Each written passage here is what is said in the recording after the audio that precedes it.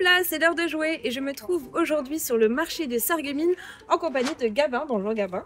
Bonjour. Alors, c'est la coutume, je m'arrête avec des passants pour leur poser deux petites questions sur la culture de l'arrondissement et sur notre secteur. Ouais. Est-ce que vous êtes prêts à jouer le jeu? Eh ben on va essayer. Oui. Hein? Alors, je vais vous en poser une première qui sera illustrée. Donc, je vais vous montrer une photo et je vous pose une question qui va avec.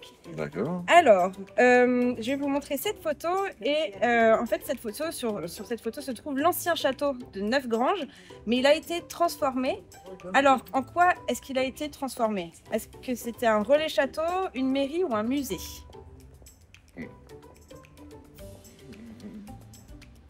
Je vais t'amuser quand même, non?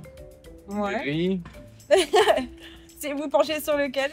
Peut-être plus mairie quand même. Place plus mairie. Bon, il n'y avait pas trop d'indices, il n'y a pas écrit mairie dessus, mais c'est ça. C'est effectivement, aujourd'hui, c'est la mairie de Neufgrange.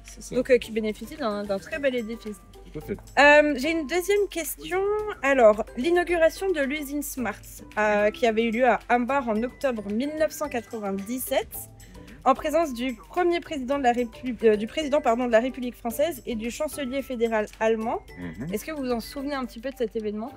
Bah, j'étais plus dans la région à cette époque-là, mais c'est pas bien grave, mais c'est quand même. Par rapport aux dates que je viens de vous dire, est-ce que vous arriveriez à citer l'un d'entre eux? Que ce soit le président ou... C'est Helmut Kohl, non? Oui, alors ça c'était le chancelier. Et quel était le président? Politique, hein, avec tout ce qui se passe.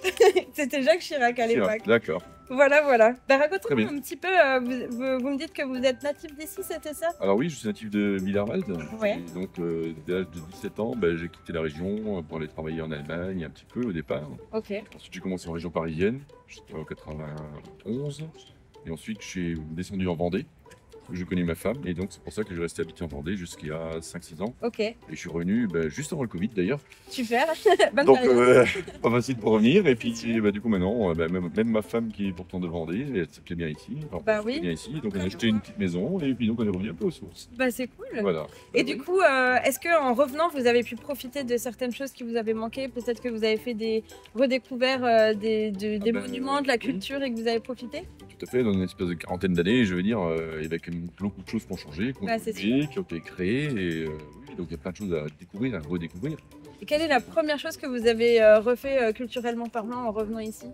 Oh bah, c'était beaucoup l'Alsace, les édifices de l'Alsace, Königsbourg, ouais. Des choses comme ça. Bon, ici dans le secteur culturellement aussi, le musée de le Moulin de la Bise, des choses comme ça un petit peu, ouais.